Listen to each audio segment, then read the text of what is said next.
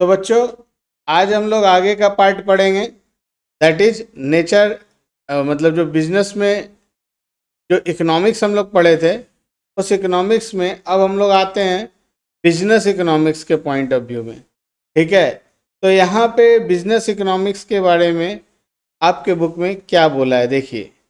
Our approach in the text is to focus, last class में हम थोड़ा सा बताए भी थे कि जब इकोनॉमिक्स जो है बिजनेस बिहेवियर से मैच करता है तो वो बिजनेस इकोनॉमिक्स क्रिएट्स करता है।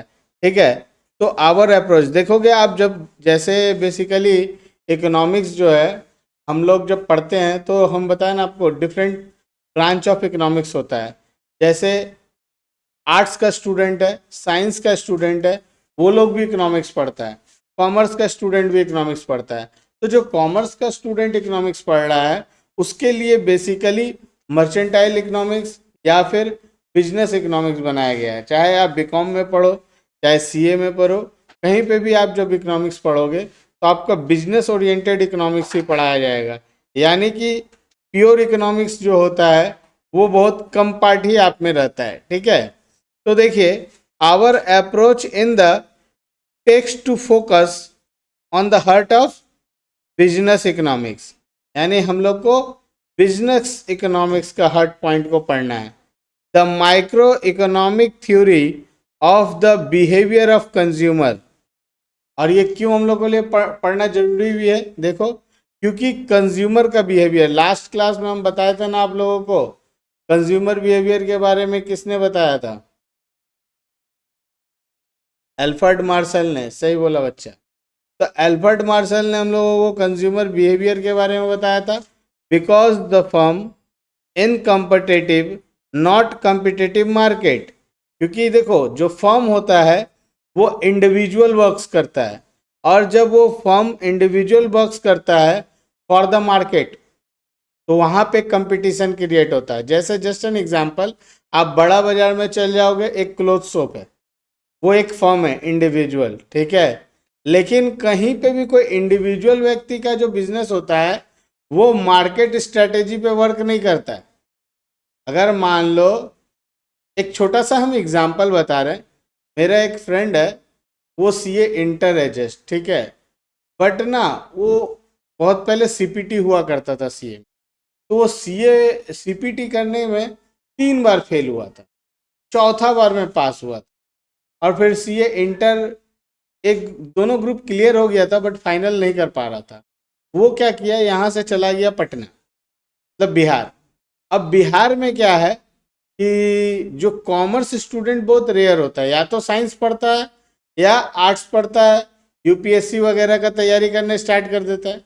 लेकिन धीरे धीरे हर जगह क्या होता है, ट्रेंड थोड़ा चेंज होता है, तो वहाँ पे भी यूट्यूब इंटरनेट वगैरह आया, तो वहाँ पे भी लोग क्या हुआ, धीरे धीरे कॉमर्स के बारे में जानने लगा, सीए क्या होता है ये भी पता चला। तो अब लोग क्या धीरे धीरे सीए की तरफ भी मुड़ने लगे। तो वो मेरे को बतलाया कि उस वो जिस डिस्ट्रिक्ट में रहता था उस डिस्ट्रिक्ट में सीए पढ़ाने वाला सिर्फ 2 टीचर था। ये नया था और यंग था, और नया नया सीपीटी आया था, तो सीपीटी का जो ट्रिक्स एंड टेक्निक था वो डिफरेंट था, एमसीक्यू पैटर्न था पूरा। तो वो क्या किया, गया और सीपीटी के ऊपर फुल फोकस्ड किया। यानी कि प्रत्येक 6 महीने में, पहले शुरू में स्टार्टिंग में साल में 4 बार होता था सीपीटी, फिर बाद में उसको 2 बार कर दिया गया, जैसे पहले पुराना फाउंडेशन होता। तो वो प्रत्येक 6 महीना में कम से कम 1000-1200 स्टूडेंट का एडमिशन, सिर्फ सीपीटी का। और वो सीपीटी सिर्फ पढ़ा पढ़ा के बहुत पैसा मतलब बनाया, मतलब समझ लो कि 2-2 3-3 बिल्डिंग बना लिया, फिर अपने ही स्टूडेंट को रहने के लिए हॉस्टल वगैरह भी देता था। ठीक है, मतलब ऐसा हो गया। तो बोलने का मतलब क्या है, जब कोई इंडिविजुअल फर्म मार्केट के कंपटीशन से दूर है तो उसका बिजनेस स्ट्रेटेजी पे कोई ज़्यादा इम्पैक्ट नहीं पड़ता है। क्यों, जैसे अब कोई आदमी बिहार से कोलकाता पढ़ने नहीं आएगा, ऑनलाइन में पढ़ सकता है, लेकिन ऑनलाइन में उसको उतना सेटिस्फैक्शन मिलेगा कि नहीं मिलेगा ये उसमें उसके ऊपर डिपेंड करता है, स्टूडेंट टू स्टूडेंट वैरी करता है। अब क्या हुआ, कि वो तो इतना बना है। तो बोलने का मतलब यहाँ पे वही है कि जो कंज्यूमर का बिहेवियर है ना, उसके ऊपर सब चीज़ डिपेंड करता है। जैसे जब तुम सीए फाइनल में चल जाओगे तो जरूरी नहीं है कि तुम जिस जगह रहते हो उसी जगह के टीचर से पढ़ रहे होगे, क्योंकि फाइनल लेवल में जाने के बाद क्या होता है ना, इंटर्नशिप का जो वर्कलोड है वो बहुत ज़्यादा बढ़ जाता है। और सीए फाइनल में इंटर्नशिप का वर्कलोड जब बढ़ जाता है तो आपको 3.5 साल के अंदर, मतलब इंटर पास हो गए उससे करीब 2 साल के बीच में आपका ट्रेनिंग है करीब। एग्जैक्ट हमको मंथ याद नहीं है, एग्जैक्ट कितना मंथ का भी किया है। शुरू शुरू में तो 18 महीने का था, फिर बीच में 35 महीने का कर दिया था, अभी एग्जैक्ट क्या चल रहा है। तो वो ट्रेनिंग जब तक आपका कंप्लीट नहीं होगा तब तक आप फाइनल के लिए बैठ नहीं सकते। आप लोगों में से कोई वेब सीरीज देखा हाफ सीए? उसमें देखो ना कितना ज़्यादा वर्कलोड रहता है, और तुम सिर्फ पढ़ाई करके सोचोगे कि हम डमी ले ले तो हमको काम आ जाएगा, ये नॉट पॉसिबल। तो उसके लिए आपको अल्टीमेट सीए बनने के बाद आपको तो प्रैक्टिकल फील्ड में काम करना है ना। आपका तो मोटिव यही है, सीए बन के हम काम करेंगे, ऑडिट करेंगे। लेकिन वो चीज़ आपको प्रैक्टिकली नहीं पता रहेगा तो आप कैसे पढ़ोगे? बात समझे ना? तो वहाँ पे जब आप किसी इंडिविजुअल चीज पे काम करते, इंडिविजुअल फर्म के लिए, तो क्या है ना, आपका कंपटीशन से कोई नाता नहीं है। क्यों नाता नहीं है? क्योंकि आपका जो बिजनेस है वो अलग ओरिएंटेशन पे वर्क कर रहा है, क्योंकि आपके घर से नज़दीक में वो चीज़ अवेलेबल है, इसलिए लोग वहाँ परचेस कर रहे हैं। वहाँ पे प्राइस ज़्यादा है, कम है, ये सब कुछ मैटर नहीं करता है। लेकिन जब you are work different, very मतलब डिफरेंट तरह तरह का छोटा छोटा मतलब शॉप अगल बगल में है, और इसी जो अगल बगल में बहुत सारा शॉप है इसको हम लोग बोलते हैं मार्केट। ठीक है? तो जब आपका फर्म मार्केट में आ जाता है, यानी इधर भी एक कोचिंग सेंटर है, इसके पीछे भी कोचिंग सेंटर है, आगे भी कोचिंग सेंटर है, सेम बिल्डिंग में कोचिंग सेंटर है, उस समय प्राइस को क्या करना पड़ेगा? हमको कॉम्पिटिटिव रखना पड़ेगा। अगर हम कॉम्पिटिटिव नहीं रखेंगे तो क्या होगा? स्टूडेंट दूसरे तरह चला जाएगा, है ना? तो उसी प्रकार से किसी कमोडिटी को खरीदने के लिए जाएंगे तो एज कंपेयर जब हम कोई सामान खरीदेंगे तो बट ऑब्वियस हम ना कोशिश करेंगे कि अगल बगल में दुकान में पूछ लें कि उसका प्राइस क्या चल रहा है। क्यों हम एक ही जगह में जहाँ पूछे वहीं से खरीद लेंगे? कोई जरूरी तो नहीं है। तो ये क्या होता है? कॉम्पिटिटिव क्रिएशन आता है। इसी को बोलते हैं बिजनेस इकोनॉमिक्स। अब बिजनेस इकोनॉमिक्स में क्या होता है, हम लोग कंज्यूमर के बिहेवियर को समझते हैं। क्या करते हैं बच्चा?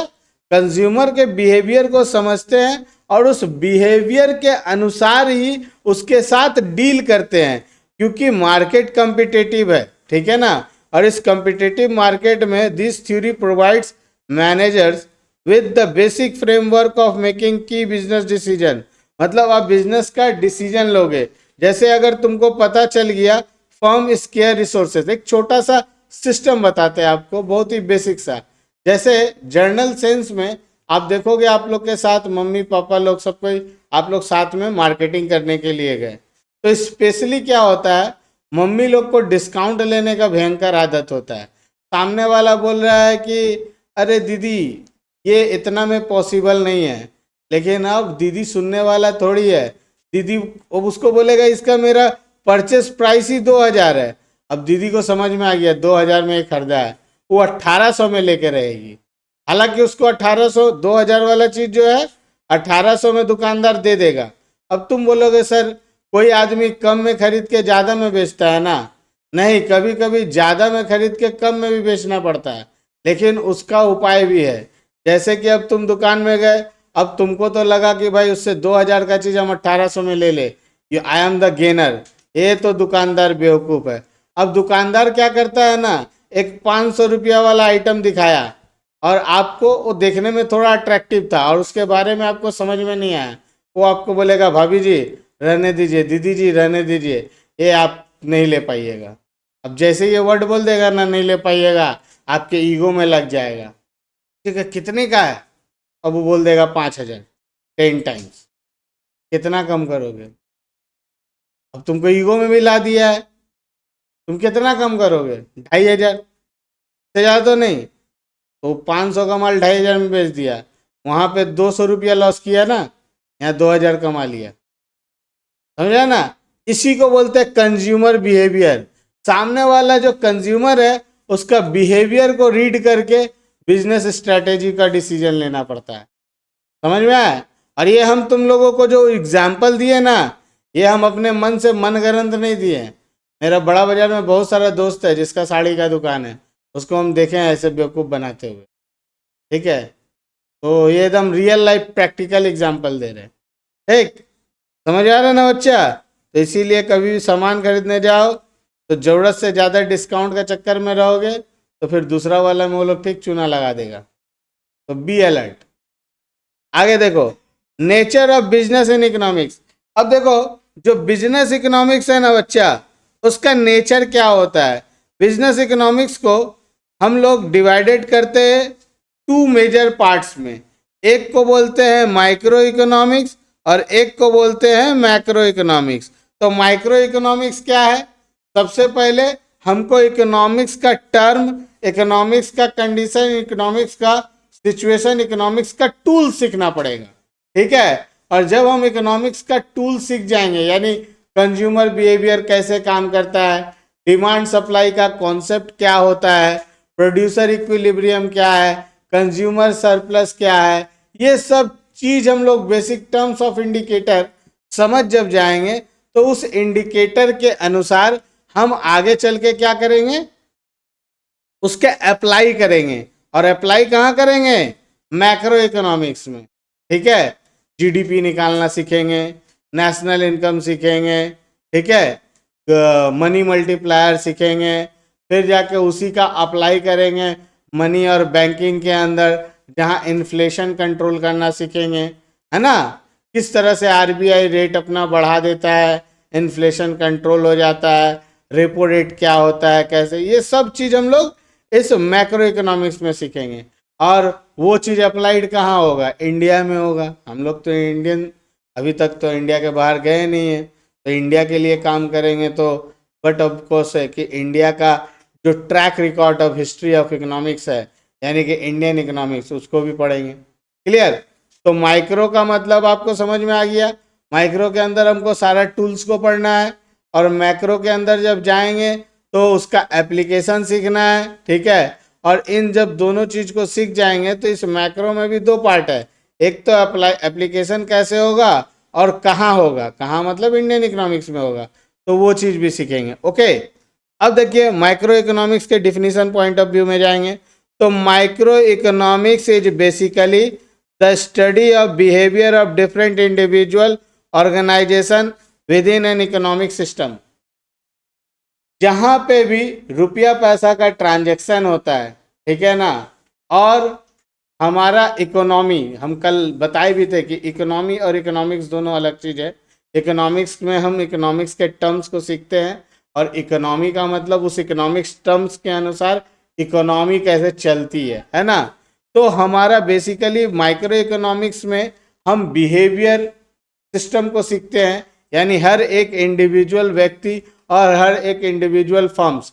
जैसे हम तुमको अभी जो एग्जाम्पल दिए थे बाबू, उसमें हम वो दीदी जी और आंटी जी, भाभी जी लोग का ब्रेन यानी कंज्यूमर का बिहेवियर को भी बताए, और साथ ही साथ हम प्रोड्यूसर के बिहेवियर को भी बताए। क्योंकि सिंपल सा लॉजिक है, अगर हम आपको सेटिस्फाइड ना कर सके तो आपको क्या लगेगा। भले मान लीजिए हम बहुत अच्छा पढ़ा रहे हैं, बट आपको मेरा पढ़ाई अच्छा नहीं आ रहा है। सपोज मान लो हम दोनों के बीच में एक डिफरेंस आ जाए। जैसे हम लोग यूट्यूब चलाते हैं ना, कभी कभी देखना यूट्यूब में कोई वीडियो डाला हुआ है, बंदा का ओरिजिनल वॉइस हिंदी में है आराम से, अब वो गलती से यूएस इंग्लिश वाला में चला गया, अब वो बोलेगा तो लगेगा ऐसा बोल रहा है कि कुछ समझ में ही नहीं आ रहा भाई। लेकिन वो भी बहुत इजी लैंग्वेज कर देता है ताकि समझने में दिक्कत ना हो। लेकिन फिर भी जिसको वो चीज़ नहीं आता, अगर मान लो मद्रासी में हम बोले, आपको समझ में आएगा? नहीं आएगा। तो हम जितना ही अच्छा पढ़ाए उससे क्या फ़र्क पड़ता है, वो तो समझ में नहीं आएगा ना। तो समझ में आना बहुत ज़रूरी है। तो इसीलिए जो इकोनॉमी सिस्टम है उसमें मनुष्य का बिहेवियर, मतलब ह्यूमन मीन्स कंज्यूमर और प्रोड्यूसर, दोनों का बिहेवियर को समझना बहुत जरूरी है। In other words, micro economy examine how the individual unit, unit मतलब देखो एक तरफ कंज्यूमर लिखा है और फर्म लिखा है, हम इसीलिए बोले ना हम बिजनेसमैन के पॉइंट ऑफ व्यू को भी बताएं कि वो कैसे डील करेगा। कंज्यूमर को सेटिस्फाई करना है, नहीं सेटिस्फाई कर पाएंगे तो कंज्यूमर दूसरी जगह चले जाएगा, है ना। जैसे मान लो हम तुमको बोले कि वो भाषा तुमको समझ में नहीं आ रहा, अब वो अच्छा भी टीचर रहेगा, उसका वीडियो तुम स्किप कर जाओगे, दूसरा किसी का सर्च करोगे, है ना। efficiently allocated their scarce resources. Here the focus is on a small number of or group of unit rather than all the unit combined, and therefore it does not explain what is happening in the wider economic environment. ठीक है, तो अब देखो micro economics में हम लोग क्या क्या चीज पढ़ते हैं, ठीक है। तो सबसे we mainly study the following micro economy. पहला है प्रोडक्ट प्राइसिंग, किसी प्रोडक्ट का प्राइसिंग क्या होना चाहिए, ठीक है ना। हर चीज अल्टीमेट क्या होता है मार्केट में, प्राइसिंग के पॉइंट ऑफ व्यू से बिकता है। एक इंसान को प्राइसिंग ज़्यादा पसंद आता है, किसी इंसान को प्राइसिंग कम पसंद आता है। जो प्राइसिंग आपको सूट करता है उसी प्राइस पे आप रिएक्ट करते हो, ठीक है। अगर हम लास्ट दिन बताए थे ना कि अगर किसी चीज़ का प्राइस ज़्यादा हो गया तो भी कंज्यूमर समझ जाएगा ये मेरे लेवल का नहीं है, अब बहुत कम हो गया तो लग जाएगा कि भाई इसमें क्वालिटी नहीं है। लेकिन उसके प्राइस रेंज के थोड़ा ऊपर थोड़ा नीचे है तो वो क्या करेगा, बार्गेनिंग करेगा, मतलब यहाँ पे स्टेइंग पोटेंशियल है ना। तो पहला पॉइंट क्या हो गया, प्रोडक्ट प्राइसिंग। अब ये प्रोडक्ट प्राइसिंग जो है वो सबसे ज़्यादा किसके ऊपर डिपेंड करता है, कंज्यूमर बिहेवियर। जब आप बिजनेस करोगे अगर फ्यूचर में कभी, तो जब भी किसी कंज्यूमर से डील करोगे ना तो देखोगे कंज्यूमर जब आएगा ना तो सबसे पहले उसका बिहेवियर जो रहेगा वो प्राइस के अकॉर्डिंग ही रहेगा। दो तरह के कंज्यूमर आएगा, एक कंज्यूमर आएगा जब तुम पूछोगे कि जैसे हम लोग जाते किसी दुकान में तो बोलते हैं ना सर मैम आपका बजट क्या है या आपका रेंज किस रेंज का प्रोडक्ट दिखाऊं। तो जब वो प्रोडक्ट दिखाता है उस रेंज के अनुसार, तो कोई कोई हम देखे हैं बहुत कुछ लोग ऐसे होते हैं जिनको प्रोडक्ट का क्वालिटी से कोई लेना देना नहीं है। जब वो उसके प्राइसिंग को बोला जाता है ना तो बोलता है नहीं इससे भी अच्छा दिखाओ। भले ये नहीं बोलेगा कि महंगा दिखाओ, वो बोलेगा इससे अच्छा दिखाओ, उसको लगेगा कि सामने वाला बेवकूफ़ है, ठीक है। मतलब उसका प्राइस कितना है, तो प्राइस अगर तुम खराब वाला प्रोडक्ट का भी ज़्यादा बोल दो तो उसको लगेगा कि हाँ ये प्रोडक्ट बहुत अच्छा है। बहुत बार ऐसा होता है क्योंकि उसको क्वालिटी पहचानने नहीं आता है। और बहुत सारा ऐसा चीज़ होता है जिसमें आपको क्वालिटी का नॉलेज होना बहुत आसान तरीका नहीं, मतलब बहुत सारा चीज़ है। जैसे कि आप जैसे लेनिन या कॉटन का जो क्लोथ्स होता है वो बहुत वैरायटी का होता है। लंदन का भी कॉटन होता है, बांग्लादेश का भी कॉटन होता है, इंडियन कॉटन भी होता है, खादी भी होता है। ये सब में ना कुछ कुछ क्वालिटी ऑफ कॉटन जो होता है बहुत अल्ट्रा रिच क्वालिटी का होता है, जो बहुत पतला होता है बट वो बहुत अच्छा भी होता है। बट अगर तुम उसको किसी वैसे इंसान को दे दो जिसको क्वालिटी के बारे में नहीं पता है तो उसको लगेगा क्या ये बेकार है। लेकिन उसको थोड़ा सा थिकनेस वाला गारमेंट अगर कॉटन दे दो उसको लगेगा ये बढ़िया है, उसके लिए वो ज़्यादा पे भी कर देगा। होता है रियल लाइफ में, ठीक है। तो ये है कंज्यूमर का बिहेवियर। कंज्यूमर का बिहेवियर क्या होता है, ये according to person according to human change होता है। उसके बाद फैक्टर प्राइसिंग। फैक्टर प्राइसिंग क्या है, प्राइस किसके ऊपर डिपेंड करता है, चार बातों पे डिपेंड करता है। फैक्टर प्राइसिंग, प्राइसिंग किस चीज पे डिपेंड करता है, चार चार चीजों पे। किस पे, हाँ नहीं वही तो, लैंड जो हो गया उसके लिए रेंट देना पड़ता है, वेजेस जो हो गया आपका लेबर के लिए हो गया, ऑर्गेनाइजेशन प्रॉफिट, और कैपिटल हो गया इंटरेस्ट। ऑर्गेनाइजेशन के जगह पे हम लोग एंटरप्रेन्योर वर्ड भी यूज कर सकते हैं, ठीक है। तो ये हो गया आपका फैक्टर प्राइसिंग। उसके बाद आता है the economic condition of A section of people. मतलब कुछ सेक्शन ऑफ पीपल जो होते हैं उसका इकोनॉमिक कंडीशन डिसाइड करता है वो किस प्रकार का प्रोडक्ट को, जैसे आपको बताता हूं, आप आज से 6-7 साल पहले की बात देखो, अगर आपको ध्यान हो तो। आप लोग उस समय थोड़े और छोटे होंगे, लेकिन आप लोग जब घर से निकलते होगे ना, तो अगल बगल में छोटा छोटा ऐसे कंप्यूटर स्क्रीन लगा के बहुत लोग डाउनलोडिंग वाला बैठा रहता था, उसमें गाना डाउनलोड करता था मेमोरी कार्ड में, है ना। वो एक छोटा सा बिजनेस हुआ करता था। लेकिन जियो के आने के बाद वो बिजनेस खत्म हो गया। कोई नया मूवी आता था तो वो लोग चिप मेमोरी कार्ड में डाउनलोड करके दे देता था, है ना। लेकिन अब उसका बिजनेस क्या हो गया, बंद हो गया। तो बोलने का मतलब क्या है कि जो इकोनॉमिक कंडीशन है वो सेक्शन ऑफ पीपल, तो उस समय जब वो लोग डाउनलोड करता था, उस समय भी कुछ ऐसे पीपल लोग थे जिसके पास वाईफाई हुआ करता था, तो वो लोग क्या डाउनलोड करने के लिए उन लोग के पास जाते थे? नहीं जाते थे। बोलने का मतलब क्या है कि एक पार्टिकुलर जोन होता है, जिस जोन में तुमको उस तरह का जो कंज्यूमर बिहेवियर है उसका इकोनॉमिक स्टेटस है। जस्ट एन एग्जांपल, एक एग्जांपल हम दे रहे हैं, बड़ा बाजार यानी बिग बाजार बोल देते हैं, ठीक है। अब बड़ा बाजार एक ऐसा जगह है जहाँ सुई से लेके एरोप्लेन भी तुमको मिल जाएगा, तुम खोजना चाहो तो, ठीक है। और दूसरा हो गया पार्क स्ट्रीट, ठीक है। अब तुम बताओ, पार्क स्ट्रीट में तुम कोई चीज खरीदने जाओ तो जो कॉस्ट में मिलेगा बड़ा बाजार में वही कॉस्ट में कोई प्रोडक्ट बेचेगा, मिलेगा? उतना छोड़ दो, तुम पुचका बड़ा बाजार में खाओ और पार्क स्ट्रीट में खाओ, उसी में तुमको अंतर दिख जाएगा, है ना। तो ये क्यों है? बेसिकली क्योंकि जिस जगह में तुम जा रहे हो उस जगह में उस जो पीपल है वहाँ का, उसका इकोनॉमिक कंडीशन क्या है, ये सबसे ज़्यादा महत्वपूर्ण है। जस्ट एन एग्जाम्पल, हम अपने एक दोस्त को गोड़िया साइड में, साउथ साइड में कोलकाता का, ट्यूशन पढ़ाने के लिए भेजे। उसको 2 सब्जेक्ट का पढ़ाना था, क्लास 8 का। तो वो बेसिकली क्लास अप टू 10 तक ही पढ़ाता है, साइंस का टीचर। तो वहाँ पे उसको हम बोले थे कि ठीक ठाक फीस दे देगा। वो फीस जाके बोला 9,000 रुपया महीना, उसको मिल गया। अगर वो बड़ा बाजार में क्लास 8 का बच्चे को बोलेगा 9,000 रुपया महीना मिलेगा, बोलेगा भाइयों पगला गए हो क्या, है ना।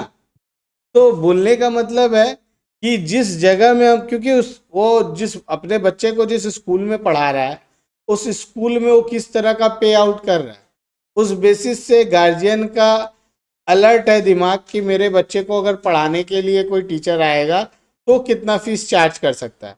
लेकिन बड़ा बाजार में अगर कोई एमजीएस में स्टूडेंट पढ़ रहा है, ठीक है, या राजस्थान विद्या मंदिर में पढ़ रहा है, पूर्वांचल में पढ़ रहा है, तो वो जितना पे स्कूल को करता है, उस एजम्पशन से उसके दिमाग में है कि मेरा होम ट्यूटर कितना फीस लेगा। ठीक है, समझ में आ रहा है बच्चा? आउट ऑफ फोकस हो क्या आपको बोले? समझ में? देखिए, उसके बाद क्या है, बिहेवियर ऑफ फर्म। अब एक चीज और है कि हम लोग कभी कभी जाते हैं मतलब किसी दुकानदार के पास। अब दुकानदार का जो बिहेवियर होता है ना, वो बहुत इंटरेस्टिंग होता है, ठीक है।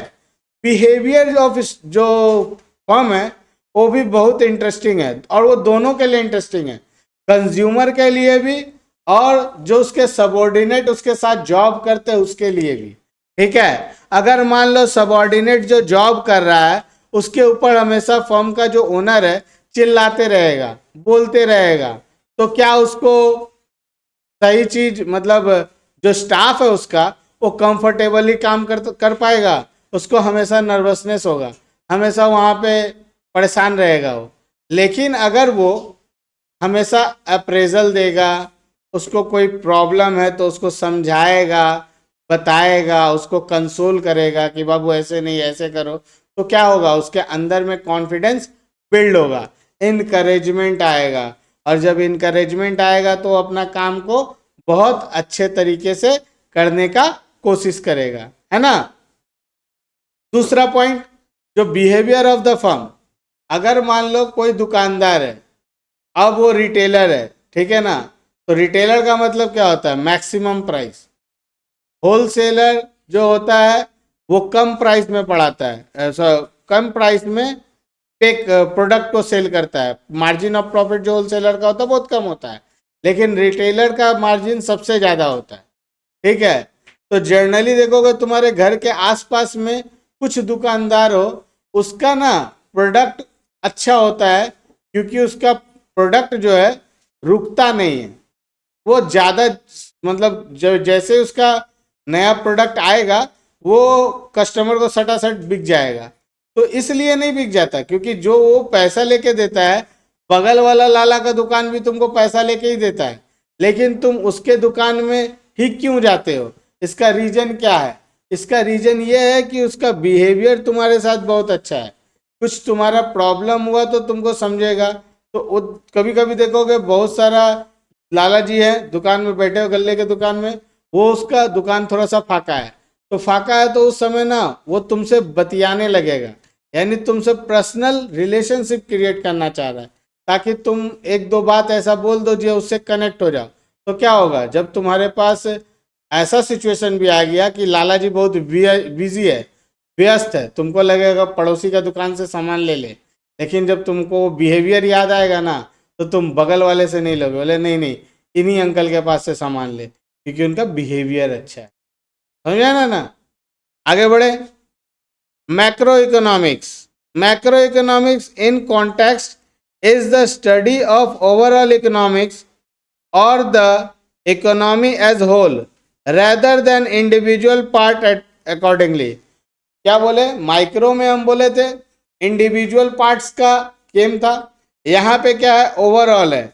Accordingly macro economics we study the behaviour of the large economy aggregate, सबको एग्रीगेट कर देते हैं, यानी overall level output and employment, total consumption, total saving, total investment, export import, foreign investment and also how ever this aggregate shift over time. मतलब समय के साथ साथ ये सब चीज़ों के ऊपर काम होता है। समझ में आया ना? तो क्या क्या चीज़ हुआ आपका, आउटपुट के ऊपर काम होगा, एम्प्लॉयमेंट के ऊपर काम होगा, total consumption, total saving, total investment, export और इंपोर्ट। देखो ये जो तुम 11-12 में तुम लोग पढ़े भी होगे इकोनॉमिक्स में, consumption function, investment function, money multiplier, है ना, ये सब पढ़े थे ना। तो ये सब चीज का जो एग्रीगेट होता है, उस टॉपिक का नाम सीबीएसई बोर्ड से जो पढ़े होगे उसमें लिखा हुआ था aggregate demand and aggregate supply, उसी के अंदर ये सारा पार्ट था, है ना। आप लोग सेमेस्टर 3 में पढ़े थे, है ना, Keynesian theory. Okay, it should be kept in mind this economic environment represent overall effect of the innumerable decision made by millions of different consumer and producer. ठीक है, और आपको हम एक चीज शुरू में ही बोल दिए थे कि हम लोग इकोनॉमिक्स में जितना भी चीज पढ़ेंगे वो दो चीज ही होगा। ठीक है, या तो प्रोड्यूसर के पॉइंट ऑफ व्यू को डील करेगा या कंज्यूमर के पॉइंट ऑफ व्यू को डील करेगा। समझ में आ रहा है? अब देखो, a few area come under the micro economics. जब माइक्रो इकोनॉमिक्स की बात कर मैक्रो इकोनॉमिक्स की जब बात करते हैं तो हम किस एरिया के बारे में बात कर रहे हैं? पहला बात करेंगे नेशनल इनकम के बारे में या और नेशनल आउटपुट के बारे में। Okay, next the general level of price, यानी जनरल प्राइस लेवल का बात करेंगे, इंटरेस्ट रेट का बात करेंगे, थोड़ा देर पहले ही बताया था ना, interest rate, repo rate, bank rate, है ना, एफडी रेट, ये सब के बारे में। उसके बाद balance of trade, balance of payment, ठीक, और उसके बाद क्या पढ़ेंगे, एक्सटर्नल वैल्यू ऑफ करेंसी, हम लोगों का करेंसी का वैल्यू गिर रहा है, बढ़ रहा है, कैसे, उसका इम्पैक्ट। जैसे तुम लोगों को एक चीज़ और छोटा सा हम पूछना चाहते हैं, जैसे समय बढ़ता है, ठीक है, इन्फ्लेशन जब बढ़ता है तो हम लोग का रुपीस का वैल्यू क्या होता है, डिग्रेड होता है ना। तो डॉलर का वैल्यू डिग्रेड क्यों नहीं होता है? आपको पता है जो अमेरिकन डॉलर है यानी यूएस डॉलर, उसके ऊपर कितना कर्जा है, और इन जीडीपी जो होता है ना, उस जीडीपी के अगेंस्ट में ही आप लोन जो है सॉल्वेंसी रेशियो को डिसाइड करता है। तो इंडिया का जो जीडीपी है ना, उसका 82% इंडिया लोन लेके रखा है। तो लोगों को लगता है कि इंडिया का जो लोन है वो बैड लोन है ना, और इंडिया का इन्फ्लेशन खराब है, इंडिया का जो रुपीज़ है वो डिग्रेड हो रहा है। आपको ये पता है अमेरिका का जितना जीडीपी है, उस जीडीपी का 120% वो लोन लेके रखा है। चाइना जो है वो भी 115 या 118% लोन लेके रखा है। मतलब जीडीपी जितना है ना, उससे ज़्यादा उसके ऊपर कर्ज है। इंडिया का तो 82% है, तो इंडिया तो सॉल्वेंसी में है। लेकिन हम लोग, एक्चुअली होता क्या है ना, हम लोगों के पास जो नॉलेज होता है वो आधा अधूरा होता है। किसी भी कंट्री का जो करेंसी है वो सिर्फ एक मैक्रो फैक्टर के ऊपर डिपेंड नहीं करता है, और उसका करेंसी का प्राइस इसलिए बढ़ रहा है क्योंकि वो बहुत साल पहले अमेरिका ने एक डील किया था।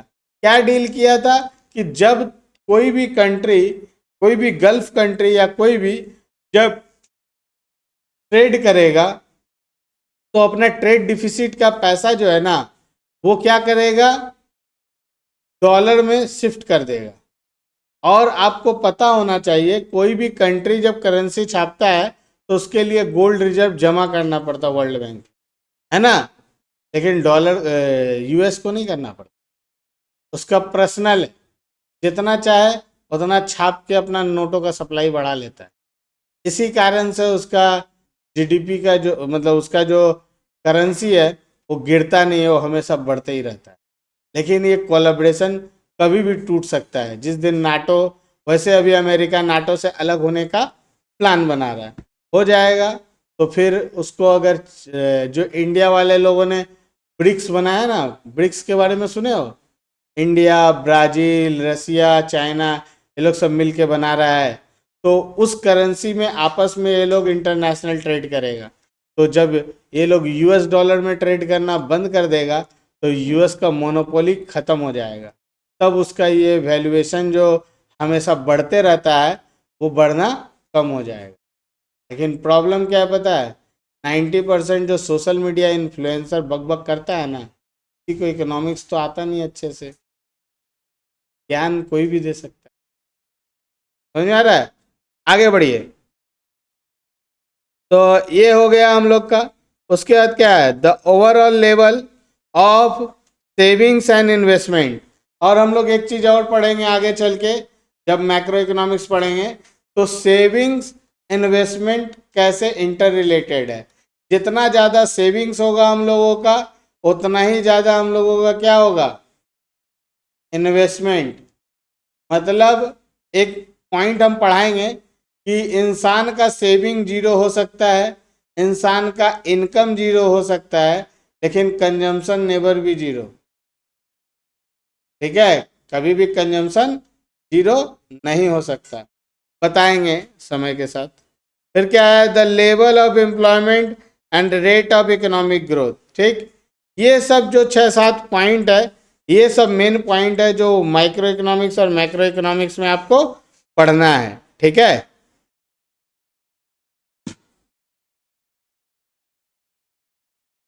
देखो अच्छा, अब आगे बढ़ेंगे हम लोग नेचर ऑफ बिजनेस इकोनॉमिक्स, यानी बिजनेस इकोनॉमिक्स का नेचर क्या होता है। The economic world is extremely complex as there is a lot of interdependence among the decision and activity of economic entities। तो हम लोग किसी भी प्रकार का जो डिसीजन लेते हैं बिजनेस में, वो क्या होता है, इकोनॉमिक एक्टिविटी के अनुसार लेते हैं। Economic theory are hypothetically simplicity in character as they are based on economic model built on simplifying assumption। मतलब कोई भी चीज को अगर हम लोग सोचते हैं कि ये चीज ऐसे वर्क करेगा, तो ये वर्क करने का कोई ना कोई लॉजिक होता है ना। तो ये जो लॉजिक है ये हम माइक्रो इकोनॉमिक्स में ही सीखते हैं। There is a gap between proposition of economic theory and happening real economy world. मतलब जो हम लोग कॉन्सेप्ट इकोनॉमी का पढ़ते हैं ना बच्चा, उस कॉन्सेप्ट में और रियल इकोनॉमिक्स में एक गैप होता है। गैप क्यों होता है? क्योंकि जो हम लोग इकोनॉमिक्स पढ़ते हैं उस इकोनॉमिक्स में अपना एक अजम्पशन होता है। जैसे आप लॉ ऑफ डिमांड पढ़ते हो, exception of law of demand पढ़ते हो, तो उसमें कुछ अजम्पशन है। जैसे कि उसमें क्या बोलता है, जस्ट एन एग्जांपल, कि प्राइस है और क्वांटिटी डिमांड है सपोज, तो ये इन दोनों के बीच में क्या है, इनवर्स रिलेशन है ना। कि प्राइस अगर तुम्हारा बढ़ता है तो क्वांटिटी डिमांड क्या हो जाता है, घट जाता है। अगर प्राइस आपका घटता है तो क्वांटिटी डिमांड क्या होता है, बढ़ जाता है। लेकिन मान लो प्राइस बढ़ा और साथ ही साथ जो कंज्यूमर है उसका इनकम भी बढ़ा, तो क्या ये काम करेगा? नहीं। तो इसके लिए एजम्पशन क्या हुआ कि वो जब भी उसका प्राइस बढ़े और क्वांटिटी डिमांड में चेंज तभी आएगा जब उसका इनकम जो है वो कांस्टेंट होगा, उसमें कोई भी चेंजेस नहीं आएगा। लेकिन मार्केट इन्फ्लुएंस के साथ साथ उसका अगर इनकम में भी चेंज आ जाता है तो कंज्यूमर डिमांड में कोई चेंज आएगा? नहीं आएगा। समझ में आया? तो अगर मान लो कि इंसान का इनकम भी बढ़ गया और साथ साथ इन्फ्लेशन भी बढ़ गया, तो दोनों तो एक ही पार्ट, मतलब एक ही जगह रह गया, तब तो कोई चेंजेस आएगा नहीं। तो फिर क्वांटिटी डिमांड में क्यों चेंज आएगा? समझ में आ रहा? तो ओके, तो वहां पे उस एजम्पशन का होना जरूरी है। तो अब यहाँ पे बोला the following point will describe the nature of business economy. ये जो पॉइंट्स है ये आपको क्या बताता है, बिजनेस इकोनॉमिक्स का नेचर को बताता है। सबसे पहला पॉइंट है business economics is a science. ये पहला दिन ही आपको हम बताएं कि इकोनॉमिक्स प्योर क्या है, साइंस है। उसमें दो तरह का साइंस होता है, बताए थे ना? क्या क्या साइंस था, कौन कौन सा साइंस था बताए थे ना? एक था प्योर साइंस और एक सोशल साइंस। तो हम लोग जो इकोनॉमिक्स में काम करते हैं ये टोटली सोशल साइंस के ऊपर काम करता है, that is called behavioural science. वही तो हम लोग को मार्शल सिखाते हैं, है ना। तो बिहेवियरल साइंस जो है वो क्या करता है, आपके यहाँ क्या बोला, science is a systematic body of knowledge which establish cause and effect relationship. कोई चीज हुआ है तो उसका कारण क्या है, यही कॉन्सेप्ट कहता है साइंस। साइंस में सबसे बड़ा चीज ये होता है WHY, वाई। कोई चीज हो रहा है तो क्यों हो रहा है, होने का कोई ना कोई वजह, कोई ना कोई कारण होता है, ये साइंस बतलाता है। ठीक है ना। Business economics integrate the tools of decision science. तो बिजनेस इकोनॉमिक्स क्या है, ये एक प्रकार का टूल्स है जो आपको बिजनेस का डिसीजन लेने में हेल्प करता है, such as mathematic, statistic, econometrics. अगर कोई बच्चा फ्यूचर में जाके इकोनॉमिक्स ऑनर्स करेगा ना, सपोज कोई किया कि वो बीकॉम में ना लेके BA या BSc ज्वाइन कर लिया और इकोनॉमिक्स में ऑनर्स कर रहा है, तो उसको ये टॉपिक पढ़ने का मौका मिलेगा, इकोनोमेट्रिक्स। मतलब वहाँ पे आप लोग प्योर मैथ कोई कोई पढ़ा है? अगर 11th-12 मैथ्स पढ़े ना, वहाँ पे मैट्रिक्स पढ़े थे ना, मैट्रिक्स डिटर्मिनेंट। तो वो जो मैट्रिक्स डिटर्मिनेंट था, तो मैट्रिक्स का यूज इकोनॉमिक्स में कैसे होता है ये हम लोगों के सिलेबस में नहीं है, बट ये होता है। तो उसको हम लोग बोलते हैं इकोनोमेट्रिक्स। ठीक है। With economic theory to arrive appropriate strategic. और तुम देखोगे कि जो भी मैडम या सर तुम्हारा इकोनोमेट्रिक्स के हैं या जो मैथ्स पढ़ा रहे हैं, मतलब इकोनॉमिक्स पढ़ा रहे हैं, मैथ वाला को इकोनॉमिक्स आएगा ये जरूरी नहीं है, लेकिन जो इकोनॉमिक्स वाला टीचर है उसको मैथ्स अच्छा आएगा। ठीक है।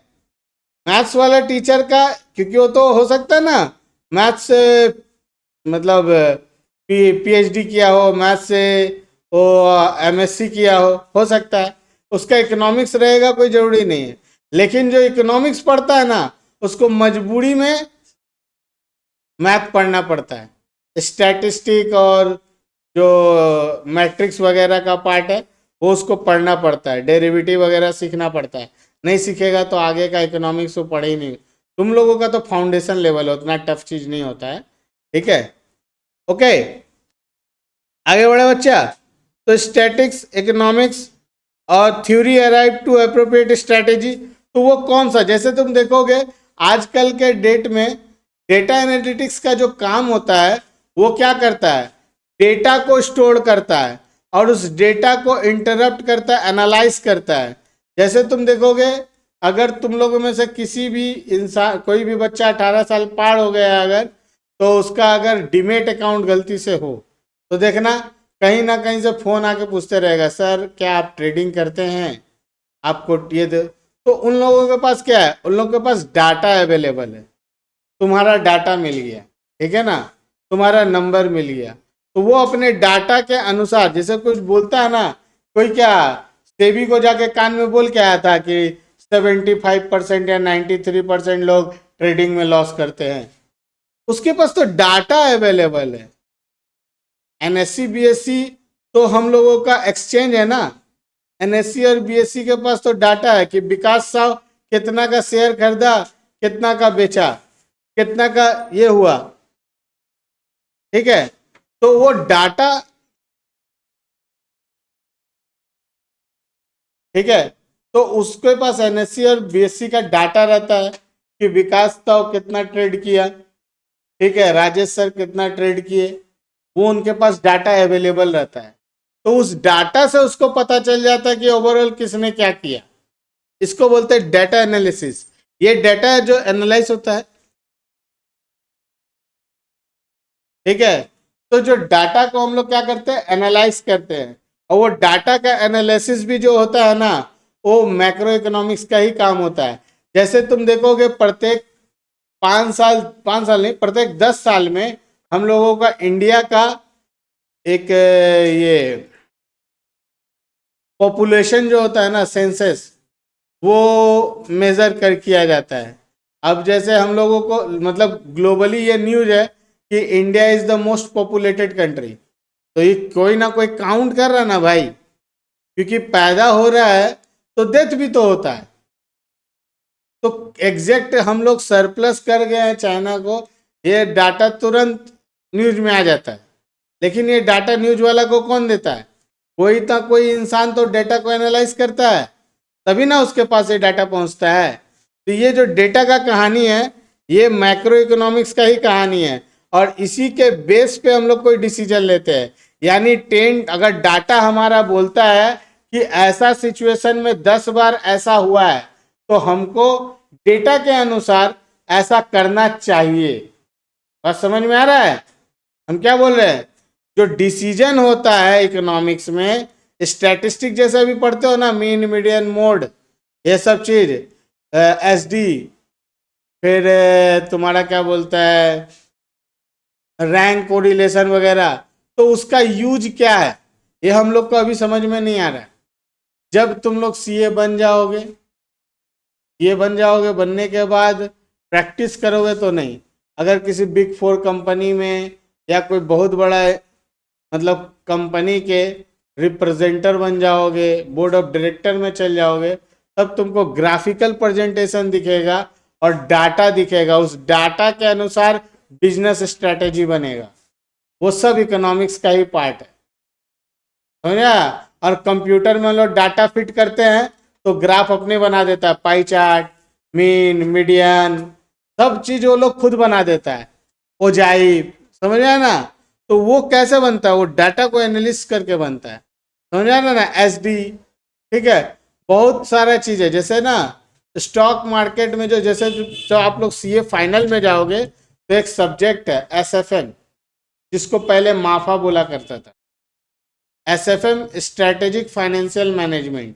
वहां पे स्टॉक मार्केट में हर एक चीज कैसे काम करता है, जब उसका टेक्निकल पढ़ाई करोगे ना तो देखोगे वहां पे अल्फा, बीटा, गामा ये सब शब्द का प्रयोग होगा, थीटा। तो बोलोगे सर उस समय तुमको पता चलेगा कि जो theta, sine theta, cos theta था उसका इंपॉर्टेंस क्या था। अभी हम लोग क्या बोलते हैं, थीटा, गामा, बहुत सारा रील्स आता है कि ये सब पढ़ा दिया गया, इसका यूज क्या था पता ही नहीं चला। अरे भाई तुम उस लेवल में पहुंचे ही नहीं हो अभी, जब पहुंचोगे तो उसका मतलब पता चल जाएगा। हर चीज को कोई भी पढ़ाई में रखा जाता है ना तो उसका प्रैक्टिकल यूज कहीं ना कहीं है। ये हमारा बैड लक है कि हम जो पढ़ाई किए हैं उसके टॉप लेवल तक पहुंच ही नहीं पाए हैं काम करने के लिए। समझ में आया? तो ये बेसिक सा चीज है। आगे बढ़े। Based on macro economics, business economics is based largely on microeconomics. A business manager is usually concerned about achievement of the predetermined objective. यानी जो बिजनेसमैन होता है ना, अपना बिजनेस का कोई भी प्रोजेक्ट पे जब काम करता है तो वो पहले से प्री डिटरमाइंड रहता है कि हमको इस प्रोजेक्ट को लेके कितना अर्न करना है। ठीक है, लेकिन इस चीज को अचीव करने के लिए, यानी इस गोल को पाने के लिए क्या स्ट्रैटेजी हमको अपनाना पड़ेगा, उसका कहानी होता है ये। ठीक है ना? तो a business unit does not operate in vacuum. कोई भी बिजनेस यूनिट शून्य में काम नहीं करता है। वैक्यूम का मतलब शून्य। अब एक सिंपल सा कॉन्सेप्ट है, 10 मल्टीप्लाई बाई शून्य इक्वल टू शून्य। तो वैक्यूम में कभी कुछ नहीं हो सकता, समझे ना? वैक्यूम डूबता भी नहीं है। ठीक है, it is affected by external environment. ये क्या होता है? एक्सटर्नल एनवायरमेंट के अनुसार इम्पैक्ट करता है of the economy in which it operates, such as the general price level, income and employment level in the economy, and government policy with respect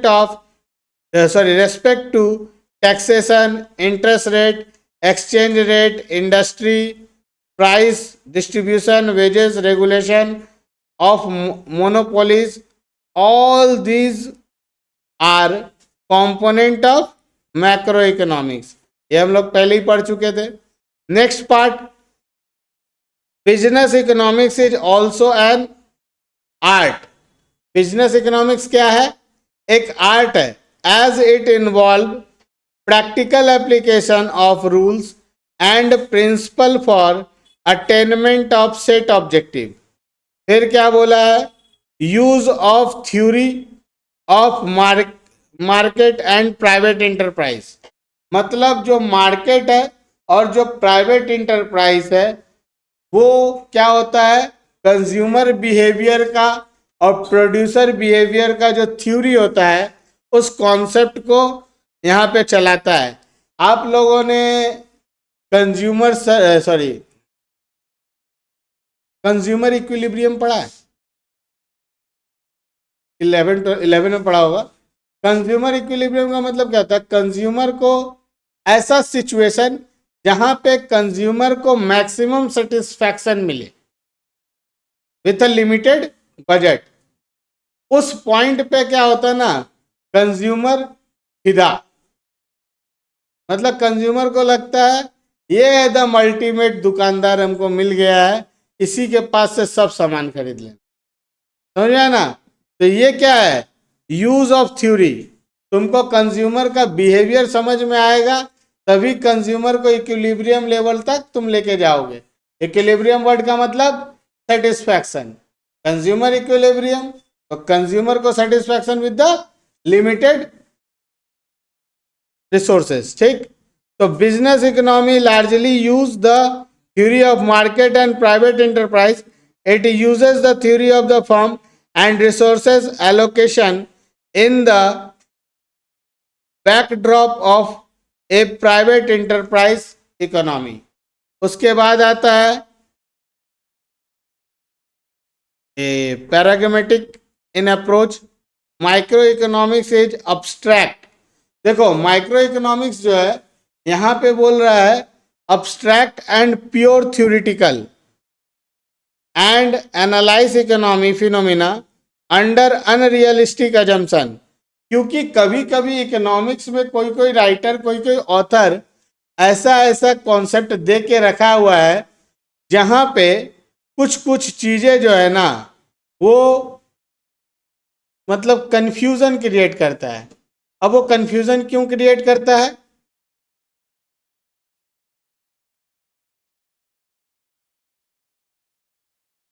तो भाई मतलब क्या है, कोई कोई ऐसा ऑथर है जो कुछ कुछ चीजों को ना अपने अपने अजम्पशन के अनुसार लिख देता है, लेकिन हर समय हर अजम्पशन एलिजिबल होगा ये कोई जरूरी नहीं है।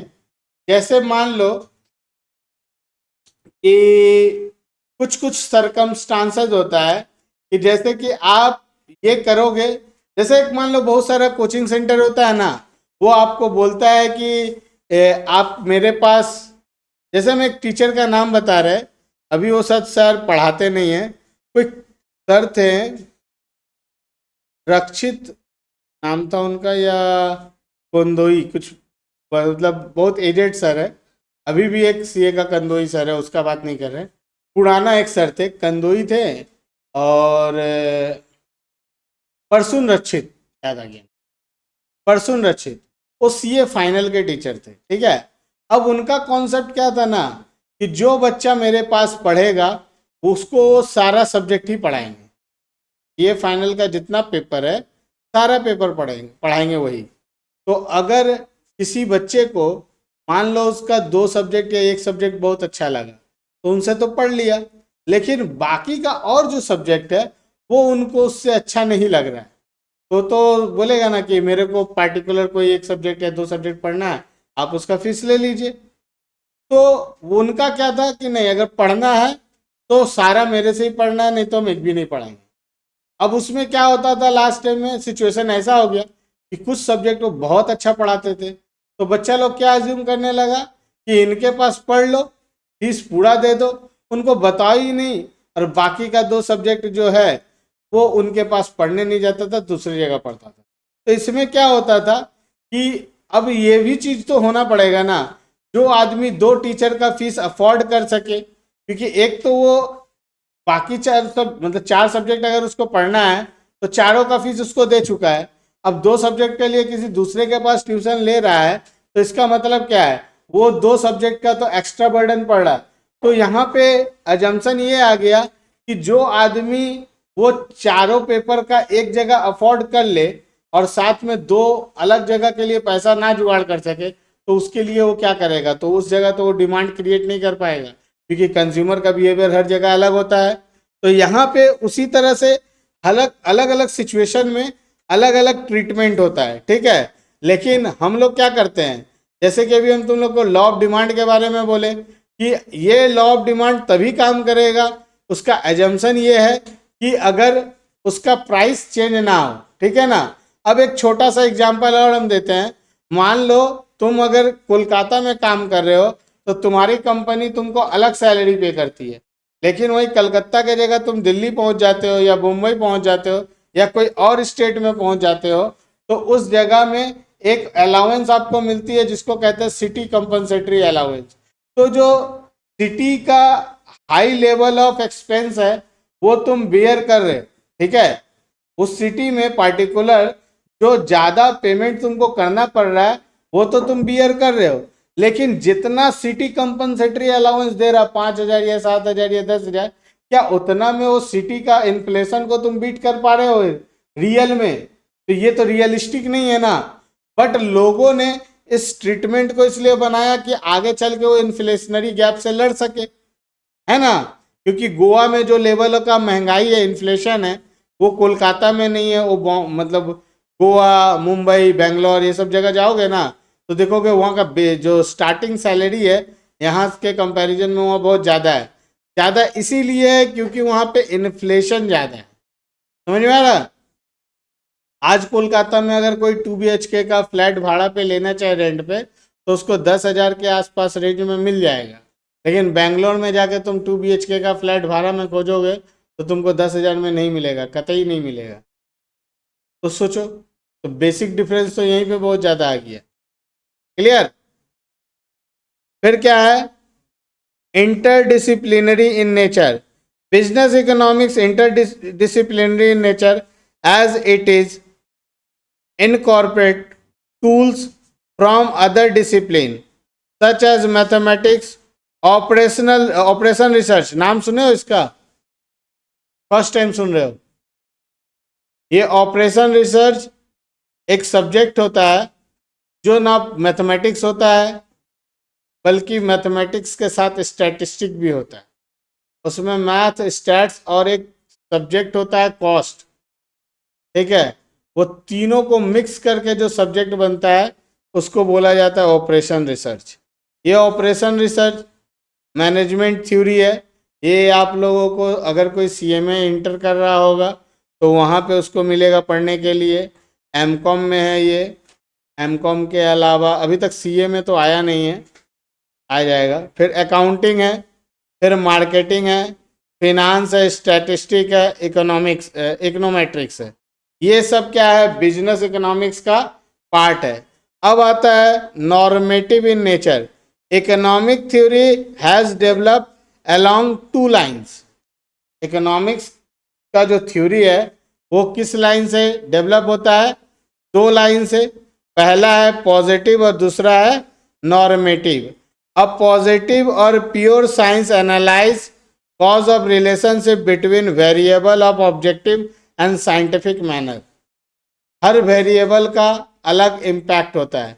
वेरिएबल जिन लोगों को मैथ्स पता है उसको मालूम है x का वैल्यू 2 भी हो सकता है, 4 भी हो सकता है, 6 भी हो सकता है। That is different kind of different variables. तो यहाँ पे ये नॉर्मेटिव साइंस का कहानी है। It states that state of affair and not what out to be.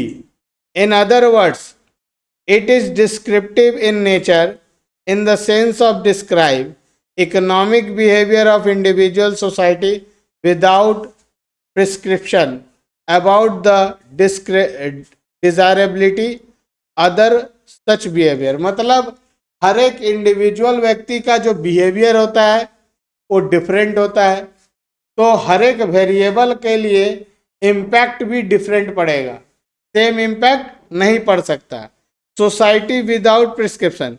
और यहाँ पे बोला as against this normative science involve value judgement, it is prescribe in nature and suggest that what should be a particular course of action under given circumstances. Welfare consideration embedded in normative science. क्या बोलता है कि business economics में तो सबसे बड़ा important चीज क्या होता है? Money, economics. But normative science कहता है कि आप वहाँ पे सोशल वेलफेयर पे भी काम कर सकते हो। ठीक है, मैथमेटिक्स का जो कॉन्सेप्ट है या साइंस का जो कॉन्सेप्ट है वो इकोनॉमिक्स के से कहीं से भी जुड़ा नहीं है। ठीक है ना? वो किससे जुड़ा हुआ है? वो एक कॉन्सेप्ट से जुड़ा हुआ है। जैसे कि आप लोगों को पता होगा कि जब कोई भी इंसान एक डॉक्टर बन जाता है या कोई लॉयर बनता है तो उन लोगों को ओथ दिलाया जाता है ना, कि हालांकि कौन मानता है नहीं मानता अलग बात है, लेकिन पैसा के कारण किसी भी मतलब पेशेंट का इलाज रुकना नहीं चाहिए, ये सब को लोग ओथ लेता है।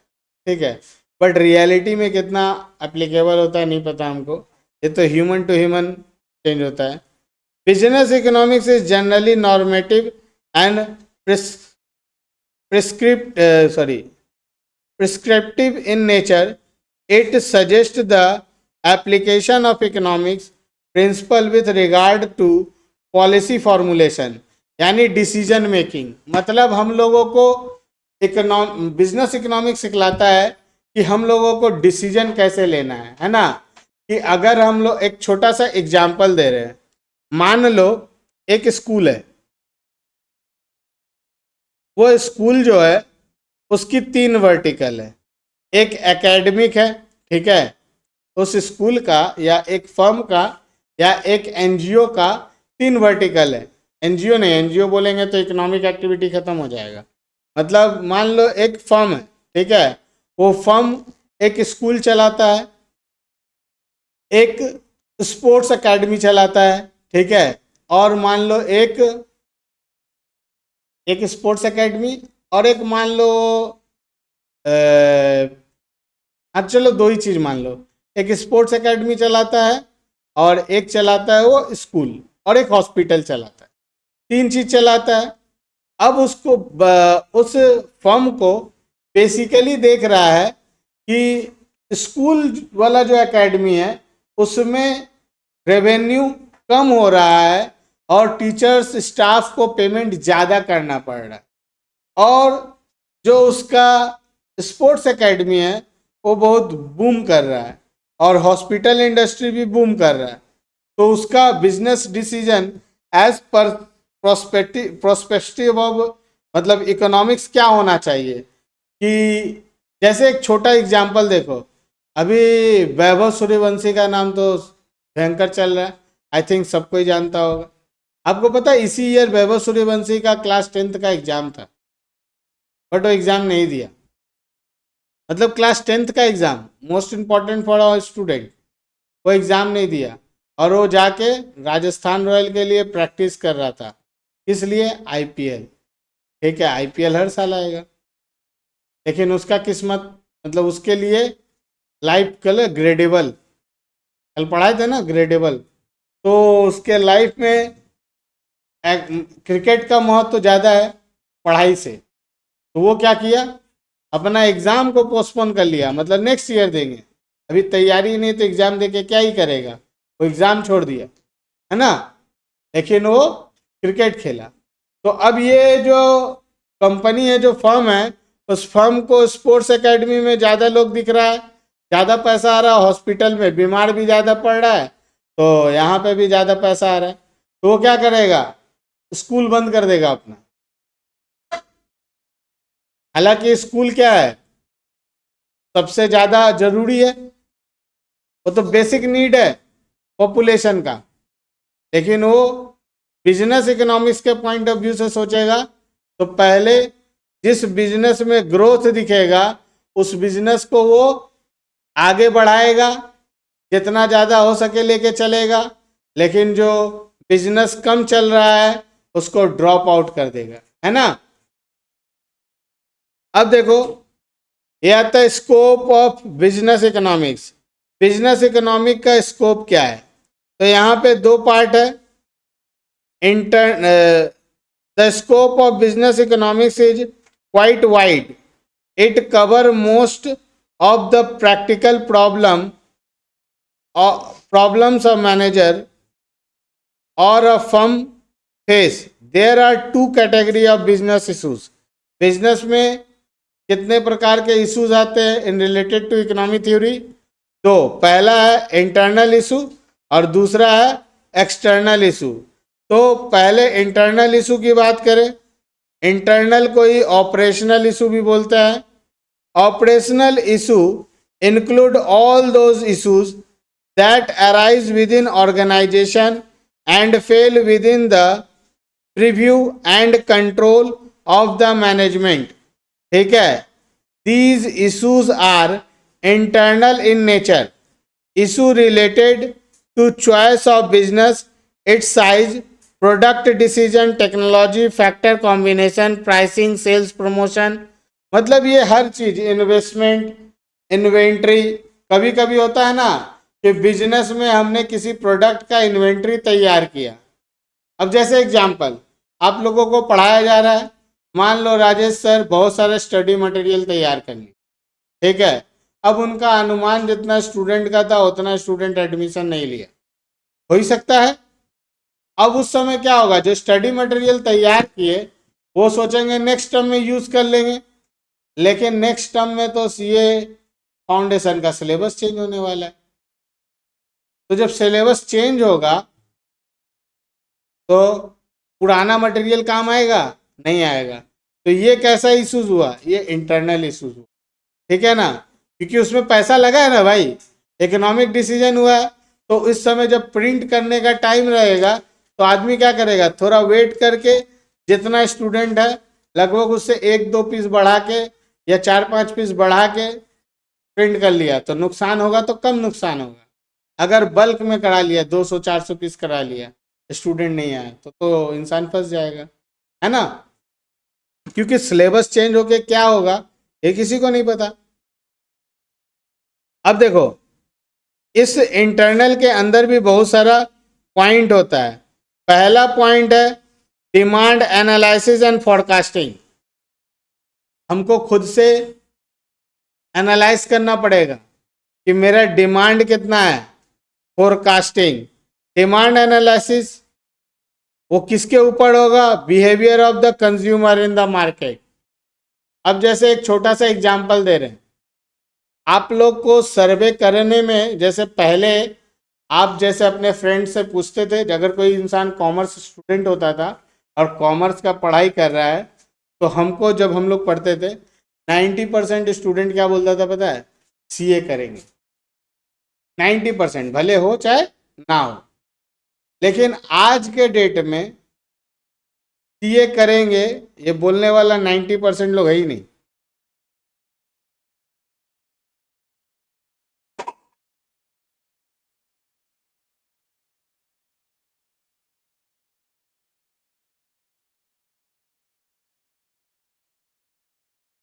ठीक है, तो पहले क्या था, 90% लोग क्या बोलते थे? सीए करेंगे। लेकिन अब जो है बहुत कम लोग बोलते हैं सीए करेंगे। क्यों पता है? दो रीजन है। रीजन नंबर 1, सीए में जो आर्टिकलशिप का ड्यूरेशन को बढ़ा दिया, जिसके वजह से वो लंबा और लेंदी हो गया, ठीक है। और पहले क्या था ना, सब लोग सीए करेंगे तो सीए में भीड़ जो ज़्यादा हो जाता था।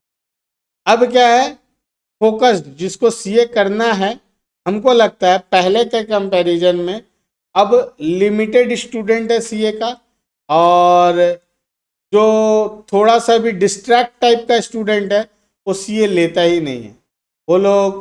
और सीएस का तो शायद बहुत कम ही एडमिशन हो गया, कुछ लोग सीएमए में चला जाता है, कुछ लोग और भी दूसरा कोर्सेज में चला जाता है। लेकिन अभी जो फिल्टर स्टूडेंट हो गया है, तो फिल्टर स्टूडेंट को पढ़ाने में फ़ायदा ये होता है कि थोड़ा रिजल्ट अच्छा होता है, ठीक है। लेकिन बीच में रिजल्ट सीए का बहुत ख़राब हुआ था बोल के स्टूडेंट भी छटनी हुआ, ठीक। तो ये क्या हुआ, फोरकास्टिंग है। तो 2-5 मिनट, तो देखो डिमांड एनालिसिस हम कैसे करते हैं। हम लोग डिमांड एनालिसिस कंज्यूमर के बिहेवियर से, प्राइस ऑफ कमोडिटी से, इनकम ऑफ कंज्यूमर से, प्राइस ऑफ रिलेटेड कमोडिटीज से। आप लोगों ने सुना होगा, मतलब कि पहले पढ़ा होगा आप लोगों ने कि एक टॉपिक आएगा आप लोग को, प्राइस इलास्टिसिटी ऑफ डिमांड, ठीक है ना। तो price elasticity of demand, income elasticity of demand, cross elasticity of demand. जो क्रॉस इलास्टिसिटी ऑफ मतलब होता है, तो उसमें क्या होता है, प्रोडक्ट एक्स और प्रोडक्ट वाई, दो प्रोडक्ट होता है। प्रोडक्ट एक्स के प्राइस में चेंजेस होने के कारण इफेक्ट किस में आ जाता है, प्राइस वाई में, है ना। तो वो कॉन्सेप्ट हो गया price of related commodities.